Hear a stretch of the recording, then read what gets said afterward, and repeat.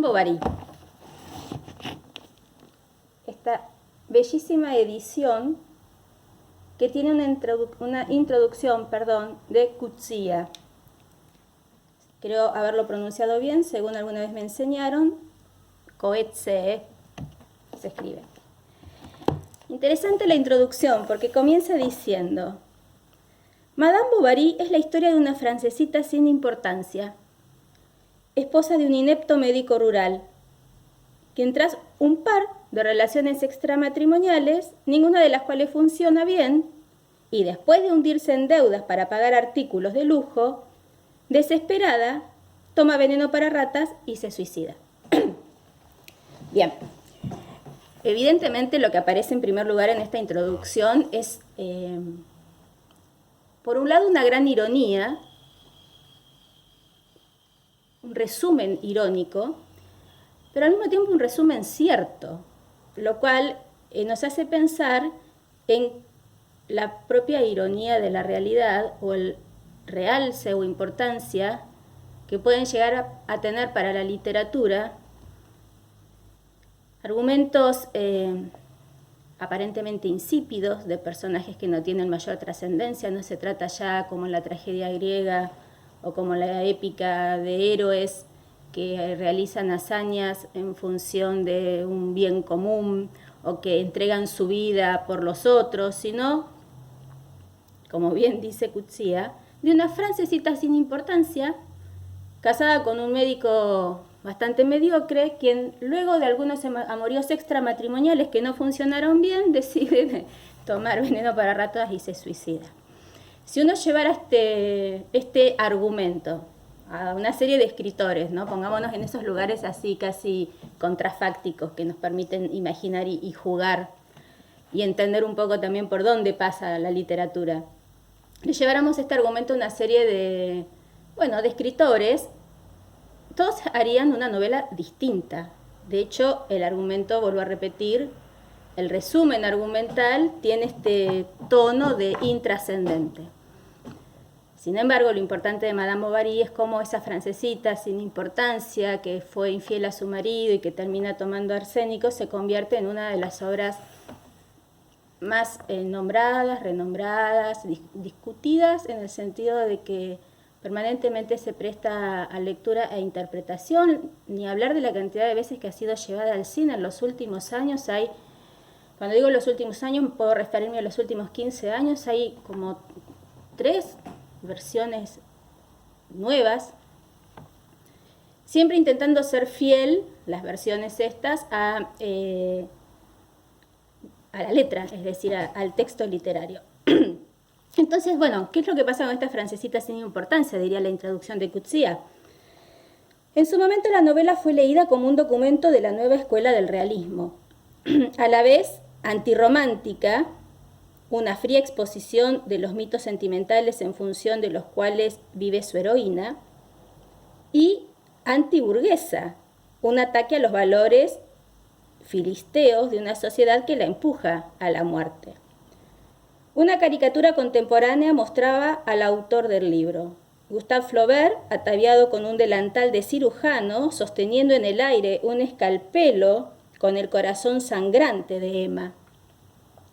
Esta imagen de Flaubert como escritor clínico, con todas las connotaciones de la palabra clínico, estaba reforzada por la opinión del principal crítico de la época, Sainte-Beuve. Se escribe Sainte-Beuve y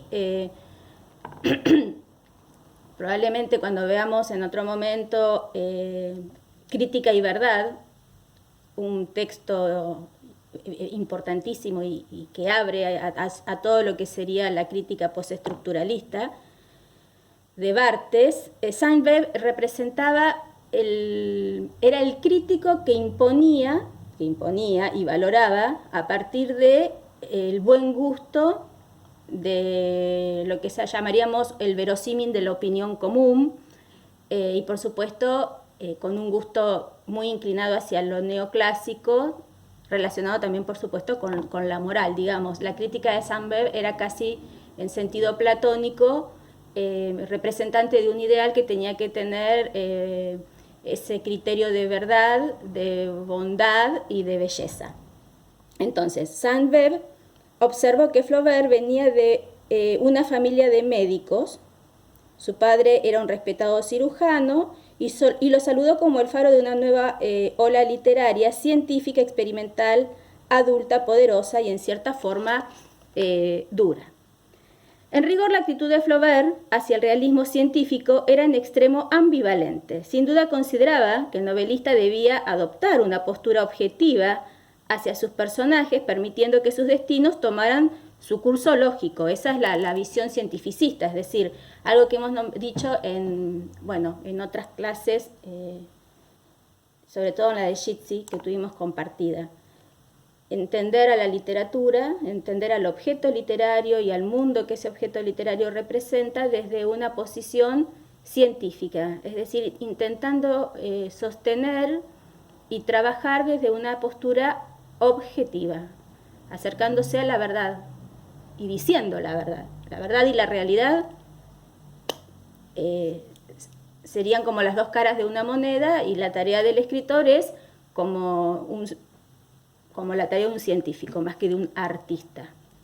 Es el momento en que intencionalmente o conceptualmente arte y ciencia entrarían a trabajar conjuntamente, por decirlo de alguna manera. Bien, no voy a leer, por supuesto, toda la introducción.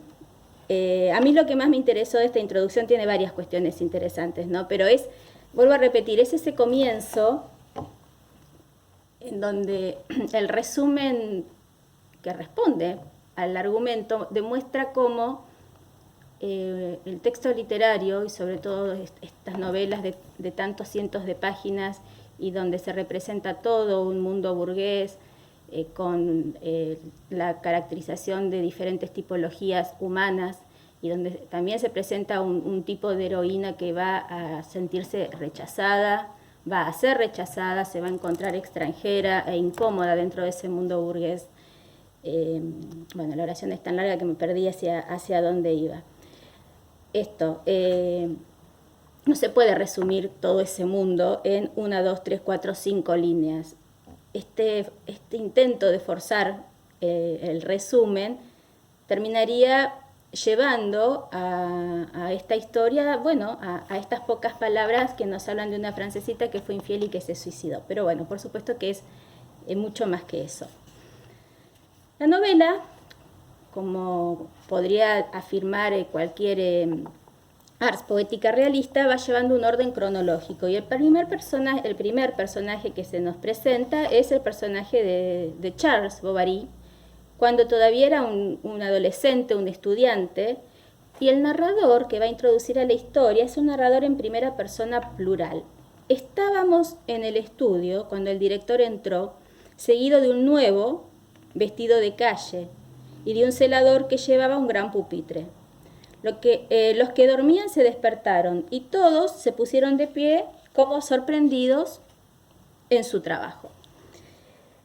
Continúa un poco más este narrador en primera persona plural, dice estábamos, se está hablando en representación de todo ese grupo de compañeros que reciben o que observan a Charles Bovary por primera vez entre ellos, y este narrador se va a ir perdiendo hasta adoptar la posición de un narrador en tercera persona omnisciente.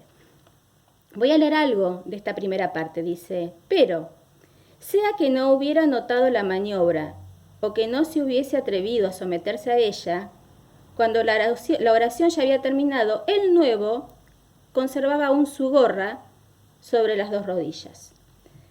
Continúa, hay toda una descripción de la gorra de Charles Bovary. Dice, era uno de esos tocados de orden compuesto en que se encuentran elementos del morrión de granadero, la chapska, el sombrero redondo, la gorra de piel y el gorro de dormir.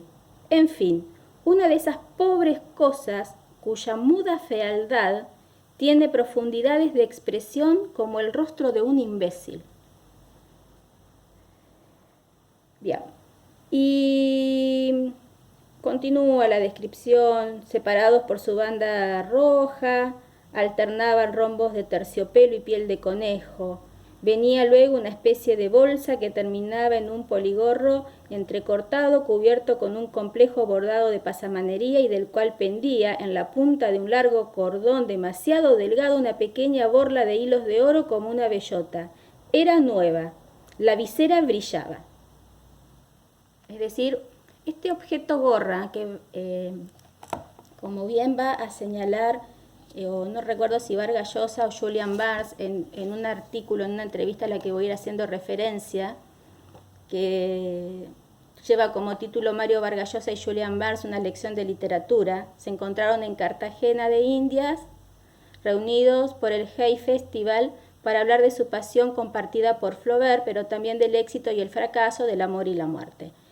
Esta entrevista hace decir a uno de los dos, no recuerdo a cuál, vuelvo a repetir, que esta gorra, que aparentemente, que va a pasar desapercibida, es decir, es un objeto que va a representar, o no que va a representar hasta el momento, es un objeto que va a poseer Charles, un objeto de Charles de su vestimenta. Va a atravesar toda la novela y la gorra va a sobrevivir o supervivir hacia el final de la historia.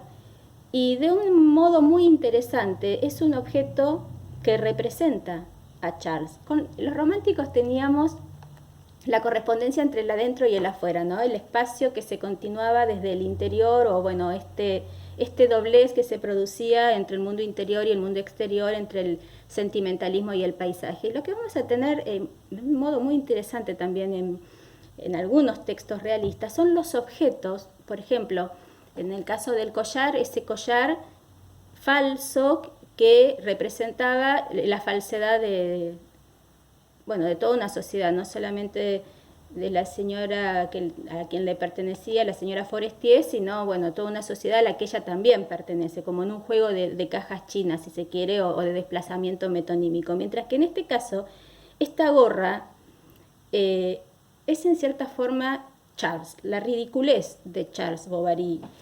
Ridiculez que en algún momento en esta entrevista uno de los dos, ya lo voy a encontrar, señala que, acá, Vargas Llosa dice,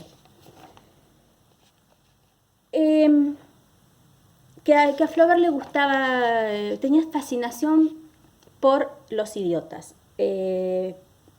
Y yo pienso no solamente en Charles Bovary, que se lo presenta como un hombre de una mediocridad que llega al imbecilismo, también pienso en Félicité, el personaje increíble de un corazón sencillo, de quienes no se pueden terminar de decir, es absolutamente idiota. Hay como una cosa borde en algunos personajes de Flaubert que Vargas Llosa rescata a partir de algunas cartas de Flaubert esta fascinación que tiene el escritor por describir esta tipología de personajes. Dice, en una cita de una enorme ferocidad, a lo que Flaubert era muy propenso cuando escribía cartas, cuando hablaba con amigos, exageraba de una manera casi histérica su disgusto del mundo, de la gente, de la época, del medio en que vivía. Pero creo que en el fondo había una verdad, era un hombre profundamente pesimista, dice Vargas Llosa acerca de Flaubert. De alguna manera la enfermedad lo había aislado, lo había empujado a tener una vida muy solitaria, y él había encontrado en la literatura, en el arte, en la búsqueda de la belleza a través de la palabra, un mundo aparte en el que vivió mucho más sumergido que en el otro mundo, al que hacía salidas generalmente algo extravagantes, extremas. Tenía odios, que además eran muy estimulantes desde el punto de vista literario. El odio al burgués. El burgués aparece en sus cartas como un personaje despreciable, por sus lugares comunes, por su visión mezquina, estrecha. Y en cambio la idiotez le producía una enorme fascinación. Uno de los personajes más maravillosos creados por Flaubert es Monsieur Hormé. Hormé el idiota, vanidoso, seguro de sí mismo, que abre la boca y todos los lugares comunes de su tiempo salen en lo que dice. Flaubert era un hombre disgustado con el mundo, pero digamos que su visión no era tan negra cuando dedicó tanto amor, tanta pasión a la literatura. Fue un caso extraordinario de inmolación de una vida para producir el arte, la belleza, y lo consiguió a través de la perseverancia, el esfuerzo, la disciplina, la terquedad. Creo que ese es un gran ejemplo de Flaubert para todos los escritores, sin importar qué orientación tengan. Y Julian Barnes va a seguir con la figura de Hormé. Y vamos a continuar un poco porque ya hemos hablado bastante de Emma y de Charles, igual vamos a seguir, ¿no? en la clase que tuvimos por Jitsi. Barnes dice, me gustaría volver a Hormé, el fascinante personaje del boticario de Yonville, donde vive Madame Bovary. Hormé es cierto tipo de idiota. Es el hombre que representa el progreso y el modernismo, el que dice que hay que marchar al ritmo de los tiempos, y le gusta pensarse como un volteriano, y siempre está en disputa con la iglesia. Hormé es el único personaje del libro que tiene éxito. Madame Bovary es una novela que se trata de muchas cosas, pero cuanto más la releo, más me sigue pareciendo que es una novela sobre el fracaso. Todo fracasa. Los sueños románticos de Emma, la carrera profesional de Charles como médico que intenta operar a Hippolyte de su pie contrahecho y le sale muy mal. El único que logra emerger de esa marea de fracaso es Hormé.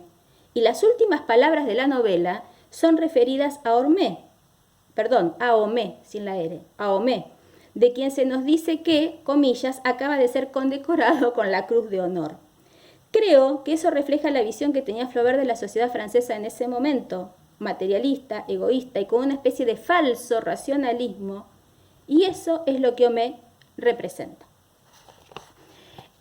Cuando yo digo que el realismo y que Hauser señala comienza a partir de los valores que entre 1830 y 1848 se imponen, continúan hasta hoy en día, Homé podría ser el paradigma, el estereotipo, el representante de muchos sujetos que triunfan por falsos valores, por hipócritas, por inoperantes, pero sin embargo logran sostenerse en un mundo que es este mundo con valores burgueses que avala, habilita y permite que puedan llegar a conseguir y obtener hasta la Cruz de Honor, es decir, el cargo más alto o el puesto más alto, ¿no? Continuando con algunos pasajes de la novela. Empezamos a tener desde el comienzo cómo las familias se van constituyendo a partir de los casamientos por dote. El padre de Charles se casa con una mujer con dote, es decir, la señora que tenía dote es la mamá de Charles. Y esto también es importante porque si hay un personaje que también va a ostentar un poder, un manejo de la situación y va a tener una palabra que va a funcionar como órdenes o como una orden, es la mamá de Charles Bovary, la señora Bovary que no es Emma Bovary, que una de las funciones, bueno, va a ser una entrometida en el matrimonio de su hijo, en la vida de su hijo, va a ser quien le elija la primera mujer, va a ser quien se va a sentir molesta con las actitudes de Emma, quien va a culpar a los libros y a la literatura que Emma lee y con los que cultiva esa imaginación tan romántica y tan insatisfecha y va a hacer que le saquen los libros y que se tiren los libros. Es decir, esta madre de Charles, ¿sí?, es la mujer que se casa por ser la poseedora de una dote importante. Esto lo habíamos visto también en el cuento del collar. La importancia que tiene el dinero, no solamente en la conformación de los matrimonios, sino también en quién va a llevar en algunos casos la potestad de ese matrimonio. Se continúa con la crianza de Charles,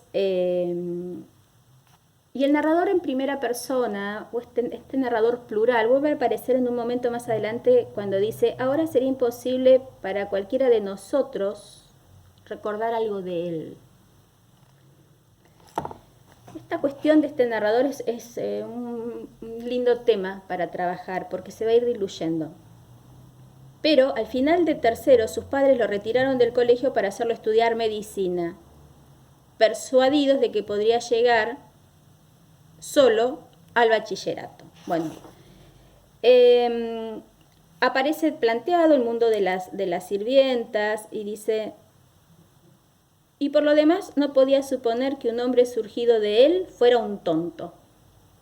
Nuevamente el esfuerzo que ponen sus padres para que este hijo sea médico y no sea un tonto. En realidad, más que un tema, vuelvo a repetir, en relación con el realismo, como acabamos de leer en el diálogo, en la entrevista con estos dos grandes, es la fascinación que tiene Flaubert, porque a mí me encanta también, es decir, comparto esta fascinación con Flaubert. No porque me produzcan fascinación estos tontos, a mí me producen más bien rechazo, pero la manera en que Flaubert los presenta sí provocan esa fascinación. Es decir, lo que los padres han intentado hacer por todos los medios es que Charles no sea un tonto. Y dice, y acá aparece la función de la madre. Pero no todo era haber criado a su hijo, haberle hecho aprender medicina y descubrir tostes para ejercerla. Necesitaba una mujer. Le encontró una, la viuda de un ujier que tenía 45 años y 1.200 libras de renta. Esta es la primera mujer con la que se casa Charles y de la que no estaba enamorado, se va a enamorar, se va a fascinar por Emma, y de la que va a enviudar. Muere. Y cuando muere, en unas pocas páginas, bueno, Charles se queda viudo. Pero acá voy a leer otra parte. ¿Dónde está? Esperen, porque bueno, esto de ir acá. Cuando la mujer enferma, llaman al médico.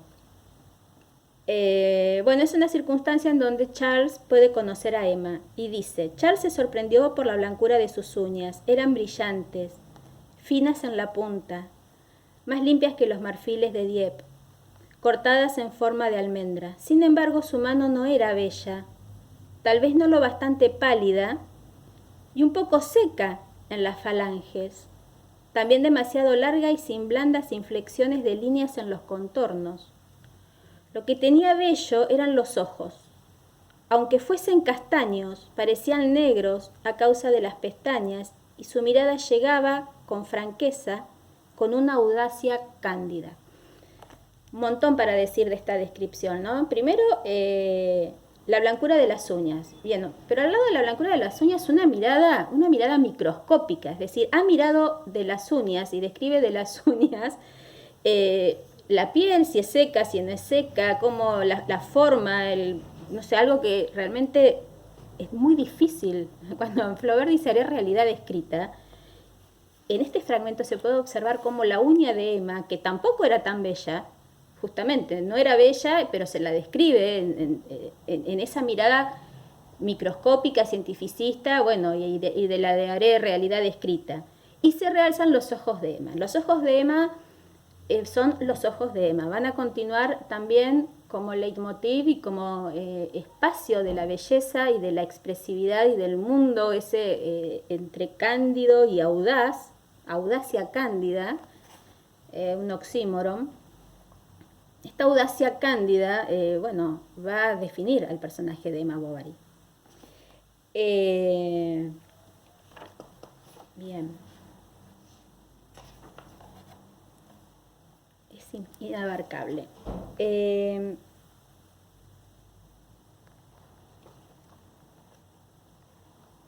Se ha hecho largo el video y me siento que no he dicho nada, me parece que no he dicho nada. Luego haré otro, haré 2 o 3 supongo con Madame Bovary para que se puedan ir subiendo a tiempo.